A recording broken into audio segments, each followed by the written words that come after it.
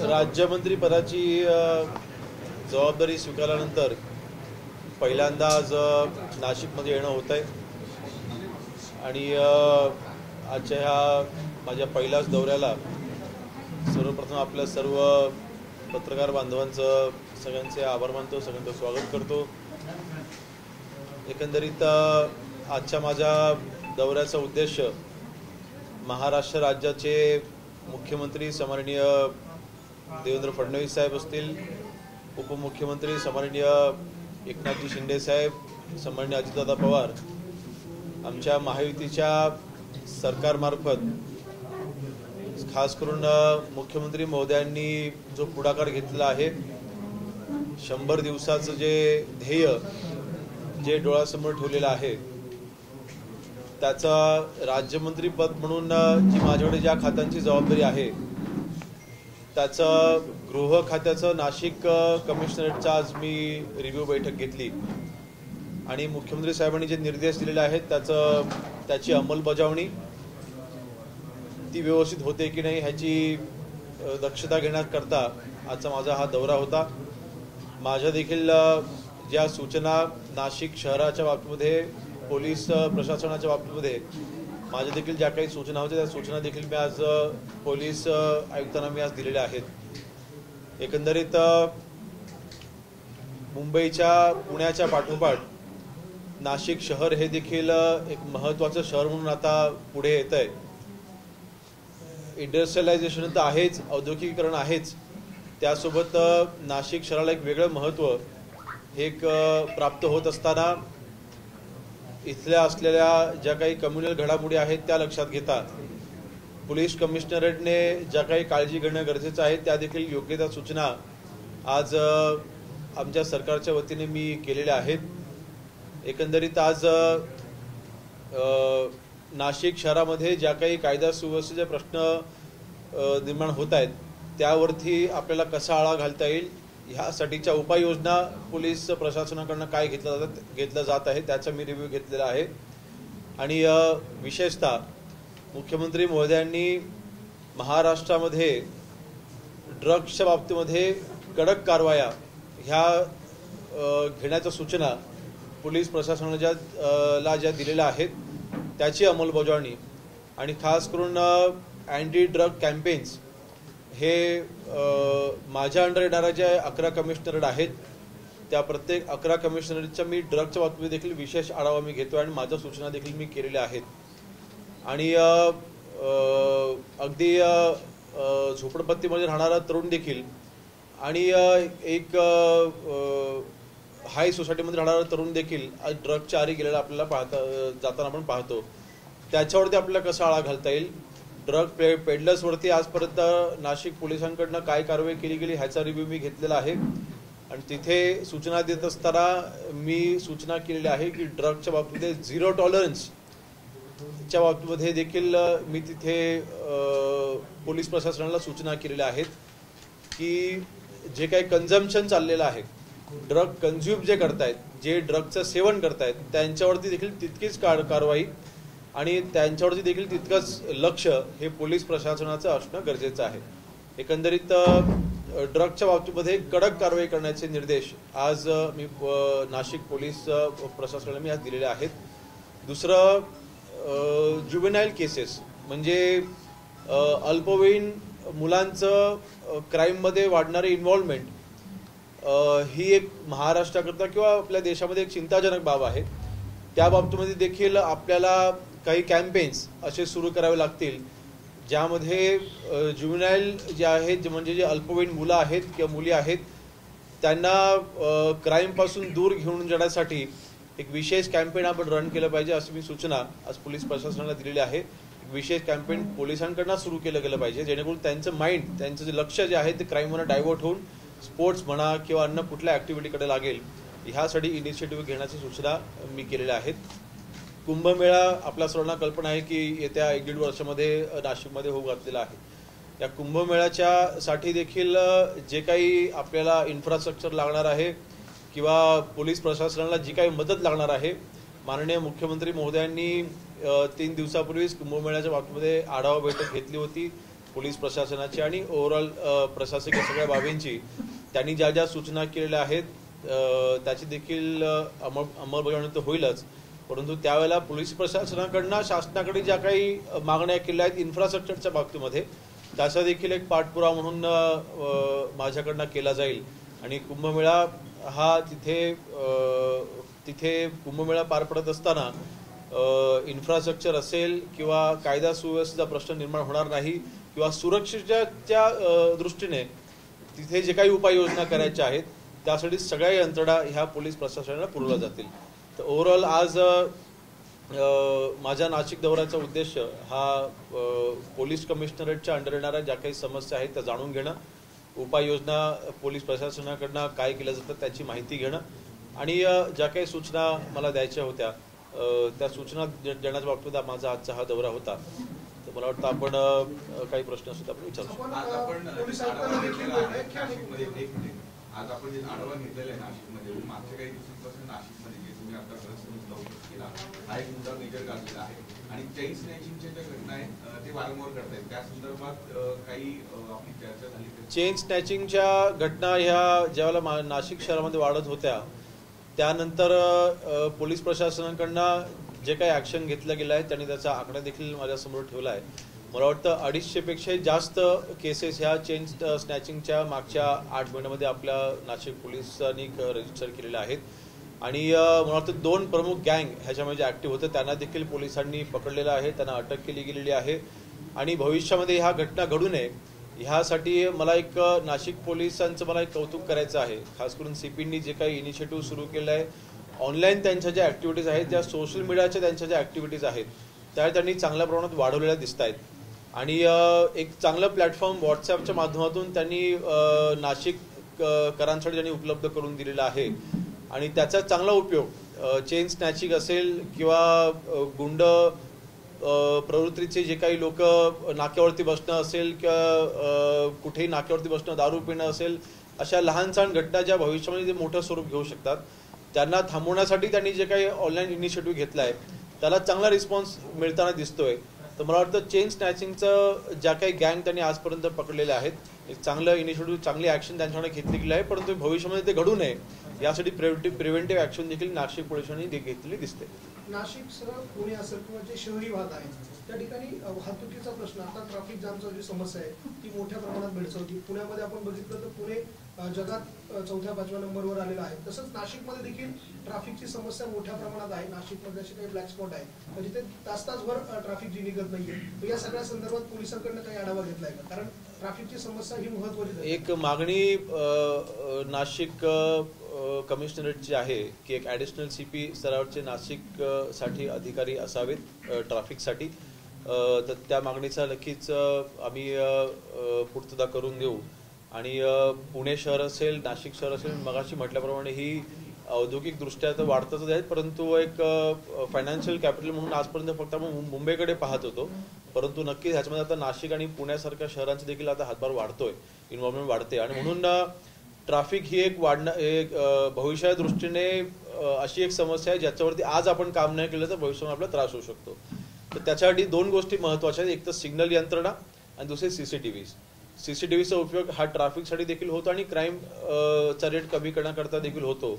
तर सीसीटीव्हीच्या बाबतीमध्ये आपण एक चांगलं इनिशिएटिव्ह नाशिक पोलिसांनी काही महिन्यांपूर्वी घेतलं होतं, याच्यामध्ये CSR फंड त्यांनी त्याच्यामध्ये इन्व्हॉल्व करून घेतला होता आणि जवळपास 500 CCTVs हे CSR फंडामार्फत आणि प्रायव्हेट जे काही एंटिटीज आहेत त्यांच्याकडनं त्यांनी मागून घेऊन त्यांनी इन्स्टॉल केलेले आहेत, परंतु रिक्वायरमेंट मी सांगितलंय की आपल्याला तातडीची CCTVचे जे काही आपल्याला यंत्रणा उभी करायची आहे तर त्याच्यामध्ये तातडीचे तुम्हाला CCTVची रिक्वायरमेंट काय आहे ती एक मागणी मी माझ्यासमोर त्यांना ठेवायला सांगितली आहे, ते आज किंवा उद्यापर्यंत माझ्यापर्यंत देतील।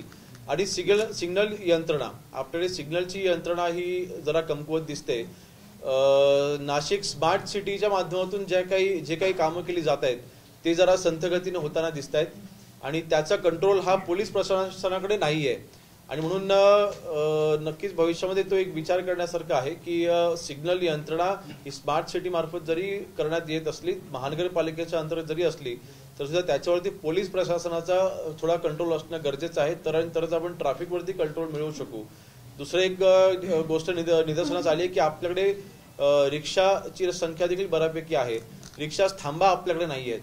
तर नाशिक शहरामध्ये अधिकृत रिक्षा थांबा तातडीने तुम्ही आयडेंटिफाय करा आणि ते मंजूर करा, अशा पद्धतीच्या सूचना मी नाशिक पोलिसांना मी केलेल्या आहेत. प्रभावी पोलिसिंगसाठी मनुष्यबळ अपुरं पडतं असं सातत्याने पोलीस अधिकारी सांगतात आणि त्यामुळे गुन्हेगारी थोपवण्यासाठी देखील कुठेतरी लिमिटेशन्स येतं, अशा देखील अधिकाऱ्यांकडून सातत्याने. नाही, पोलिसांची संख्या कमी असल्यामुळे कुठेतरी क्राईमवरती आळा घालण्यामध्ये आपल्या अडचण येते असं कुठेही दिसून येत नाहीये.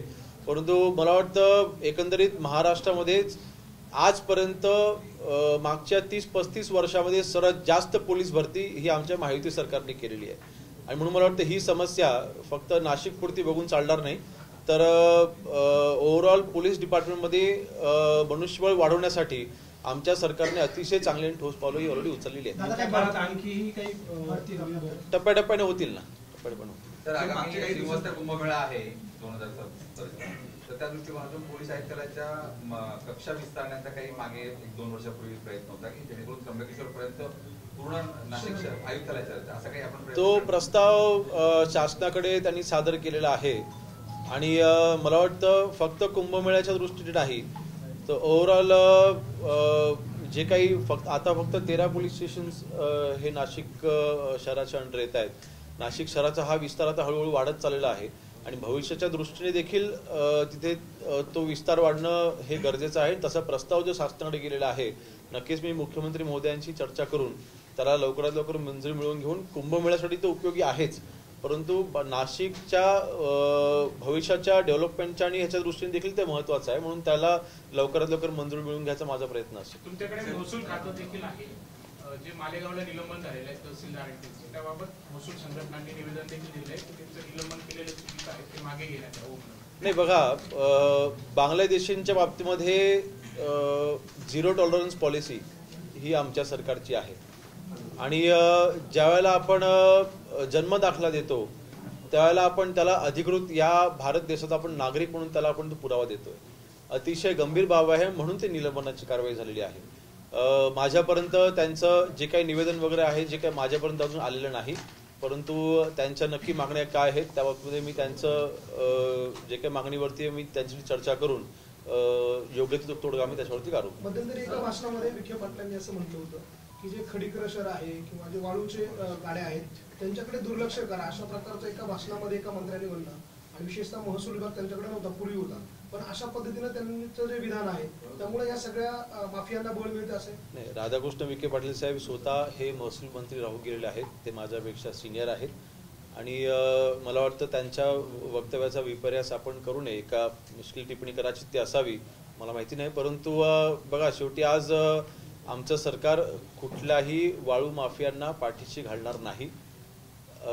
किंबहुना वाळूचं धोरण हे नवीन वाळूचं धोरण सन्माननीय महसूल मंत्री बावनकुळे साहेबांनी तयारी केलेलं आहे आणि लवकरच आपण ते पब्लिकसाठी खुलं देखील करतो. नवीन कायदा आपण आणतो आहोत आणि त्याच्यामध्ये वाळू माफियांना कुठेही जागा राहणार नाही. वाळू माफियांवरती कडक गुन्हे दाखल होतील, त्यांच्यावरती कडक कारवाया होतील, अशा पद्धतीचा तो नवीन कायदा आपण आणतोय. मला वाटतं बावनकुळे साहेब त्याच्या बाबतीत लवकरच घोषणा की आमच्या सरकारमार्फत लवकरच घोषणा देखील होईल. परंतु मला वाटतं वाळू माफियांच्या बाबतीमध्ये कुठेही त्यांना पाठीशी घालण्याचं काम होणार नाही. बाबा सिद्दीकीची जे हत्या झाली होती त्यांच्या डायरीमध्ये काही भाजपची नेत्यांची नाव आहेत अशा पद्धतीचं स्टेटमेंट जे आहे त्यांच्या पुत्रांनी दिलेले आहे. आपण या सगळ्या संदर्भात काही माहिती घेतली किंवा काही? नाही, मी अजूनपर्यंत ब्रीफिंग घेतलं नाही कारण मी सकाळपासूनच बाहेर आहे. परंतु बाबा सिद्दीकीजींच्या केसमध्ये लॉरेन्स बिश्नॉई गँगची जी इन्व्हॉल्वमेंट होती तीच इन्व्हॉल्वमेंट दिसते. त्यांचे जे सुपुत्र आहेत ते माझे चांगले ते आमदार होते, स्वतः माझे चांगले सहकारी आहेत, माझे मित्र आहेत. त्यांच्याकडनं देखील त्यांना जी शंका आहे त्या बाबतीमध्ये देखील त्या अँगलने देखील पोलीस ही यंत्रणा ही काम करते. ते बघा, तो रेफरन्स कशा करताय ह्याच्याबद्दल आपल्याला माहिती नाही, त्यामुळे आपण कुठल्याही निष्कर्षावरती पोहोचणं हे चुकीचं राहील. त्यांनी ते नाव नोंद करत असताना त्यांनी रेफरन्स काय घेतलेलं आहे, ते नाव कशासाठी नमूद केलेलं आहे ह्याची माहिती जोपर्यंत समोर येत नाही तोपर्यंत कुठलेही तर्क लावणं हे चुकीचं राहील. धनंजय मुंडे यांच्या विरोधात काही पुरावे दिलेले अजितदादांकडे आणि मुंडेंच्या राजीनाम्याची मागणी केलेली. नाही, मला वाटतं त्या बाबतीत वरिष्ठ नेते आमचे बोलतील. रायगडच्या बांगलादेशी जे जन्म प्रमाणपत्र दिले जात आहेत आपले, त्यामध्ये तहसीलदारांना निलंबित करण्यात आलंय, पण जन्म प्रमाणपत्र हे स्थानिक नगरपालिका, ग्रामपंचायत किंवा ज्या ज्या ठिकाणाहून दिले जातात. खरं म्हणजे ती यंत्रणा या ठिकाणी दोषी आहे आणि अशाच पद्धतीने सगळीकडे महाराष्ट्रात असे प्रकार होत असतील तर आपण महसूल, गृह दोन्ही विभाग तुमच्याकडे असल्यामुळे आपण काय नाही, प्रांताधिकारी त्याला व्हेरीफाय करतात. त्यामुळे मला वाटतं शेवटी एक प्रशासकीय अधिकारी म्हणून आपण जेव्हा एखादं डॉक्युमेंट व्हेरीफाय करत असतो त्यावेळेला आपण त्याचं आपण गांभीर्य लक्षात घेतलं पाहिजे. बघा, शेवटी कोणाच्याही नोकरीवरती गदा आणण्याचा आमचा जाणून बुजून कुठला प्रयत्न नाही, परंतु बांगलादेशींच्या बाबतीमध्ये मगाशी मी म्हटल्याप्रमाणे 0 टॉलरन्स पॉलिसी ही आमच्या सरकारची आहे. शेवटी तो भारत देशाला धोका आहे आणि म्हणून त्या बाबतीमध्ये आपण जे काही ॲक्शन्स घेतलेले आहेत त्या कायदा आणि नियमाला अनुसरूनच ॲक्शन घेतलेलं आहे. सर, आपण एसआयटी पण स्थापन केलेली आहे, तर एसआयटीच्या चौकशीतून आतापर्यंत काय समोर आले? बांगलादेशांच्या बाबतीमध्ये मी अधिक काही गोष्टींचा खुलासा करणार नाही, कारण शेवटी इंटेलिजन्सचा पण तो प्रश्न आहे.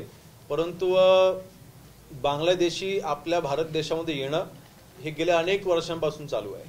हे काही आज मागच्या 3-4 वर्षात वाढलंय असं तर काही भाग नाही.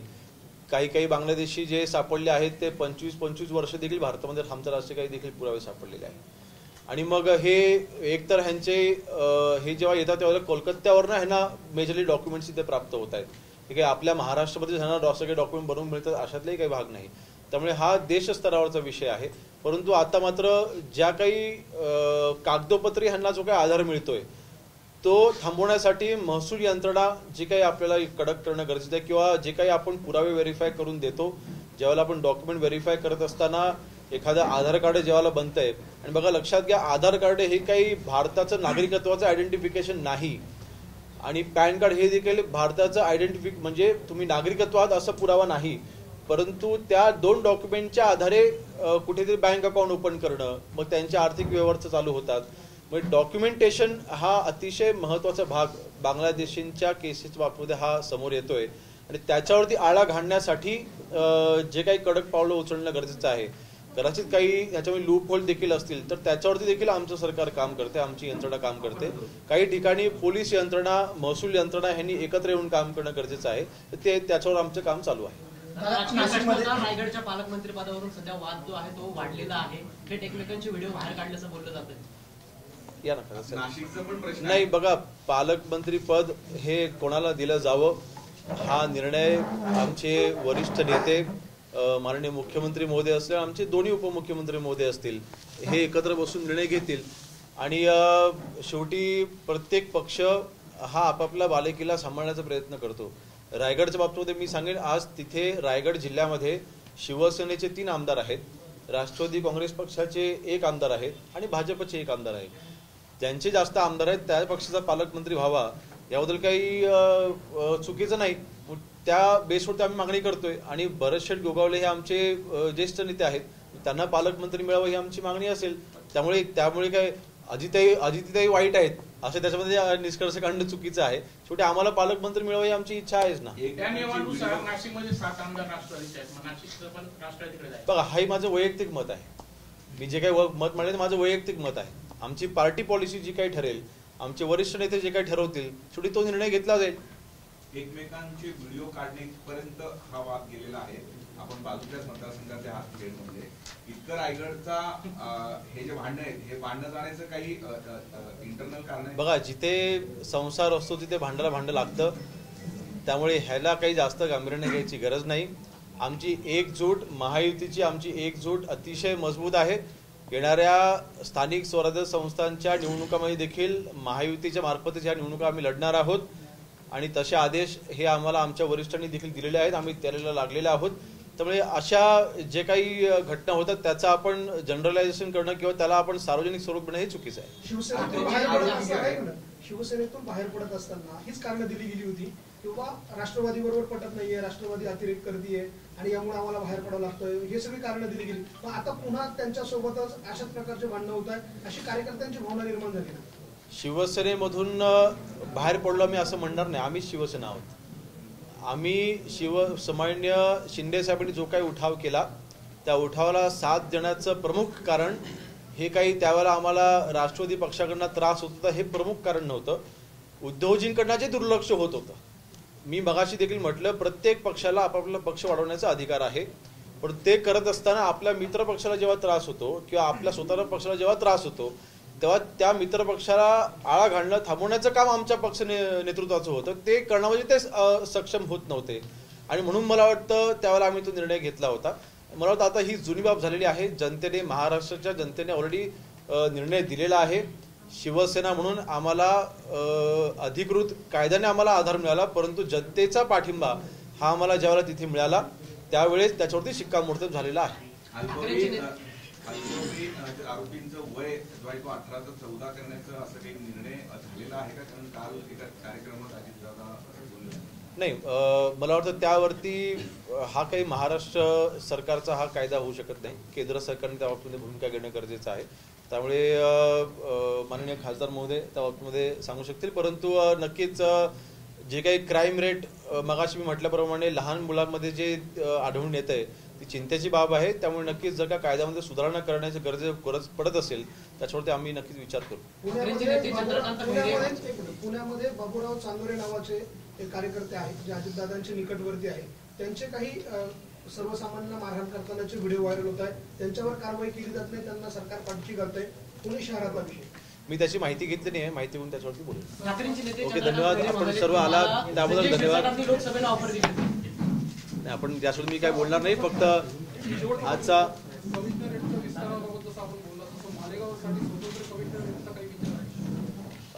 तशी मागणी माझ्यापर्यंत अजून आलेली नाही, परंतु मला वाटतं तिथल्या ओव्हरऑल जे काही शेवटी कमिशनरेट ठरवत असताना इन्फ्रास्ट्रक्चरचा विचार करावा लागतो, तिथल्या पोलीस यंत्रणाचा विचार करावा लागतो. अनेक बाबींचा त्याच्यामध्ये विचार करूनच कमिशनरेट हे नक्की केले जातात. त्यामुळे मालेगावला गरज असेल तर करू, परंतु अजूनपर्यंत तसा कुठला प्रस्ताव आमच्यापर्यंत नाही. धन्यवाद.